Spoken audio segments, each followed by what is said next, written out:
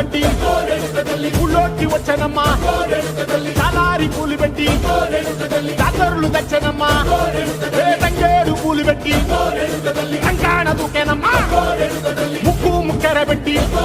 ముల్లోకాల నెలనమ్మా ముందార చూడంగా మున్నూరు కన్నులమ్మా వెనకాల చూడంగా ఏనూరు కన్నులమ్మా